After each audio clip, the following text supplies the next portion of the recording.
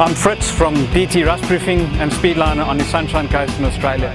Today I'm going to show you how to clean your car after you've had a run up on the beach and possibly submerged it in salt water. I've got a very cost-effective, practical tool from my local hardware shop, and I'm going to show you how to use this today to rinse most of the salt water out of the nooks and crannies of your car. I found these two items at my local hardware shop after looking for years to find something practical and cheap to get your car clean.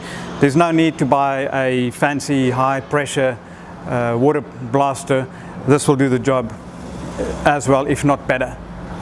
No need to buy an expensive equipment to get the job done. You just connect this to your garden hose and turn on the pressure, and as you can see, through a thin nozzle you get very high pressure coming out the other end. This is normally an air blower, but it works very well for cleaning cars. Essential piece of safety equipment, our special tool. We've just come back for a drive on the beach and the car's full of sand and salt water. A tip: park your car at an angle so it's easier to get in underneath when you're lying on your back. Just like painting, we start from the top, rinse the outside of the windows to get all the salt spray and the sea spray off.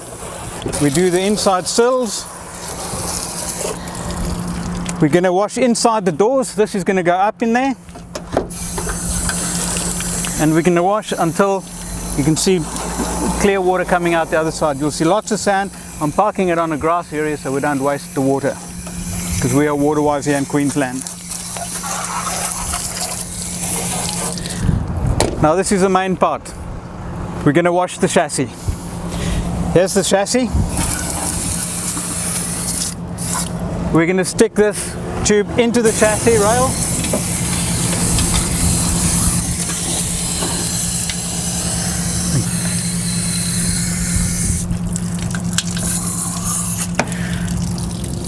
And now over here, you see underneath there?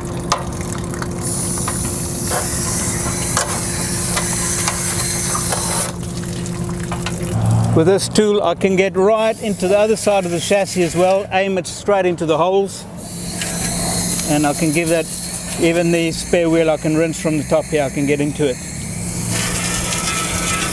Being parked on a hill, it gives me good clearance so that I can have access to nooks and crannies in the top here. This way I can get right up into the chassis rail. That way we're rinsing the salts out. We won't get all of the sand out, and as I said, we don't really worry about the sand. It doesn't do any damage.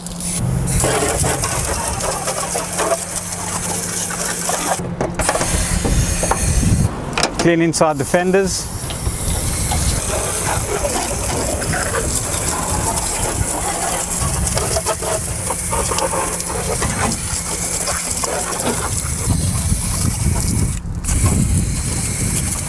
While we're here, might as well top up your fluids.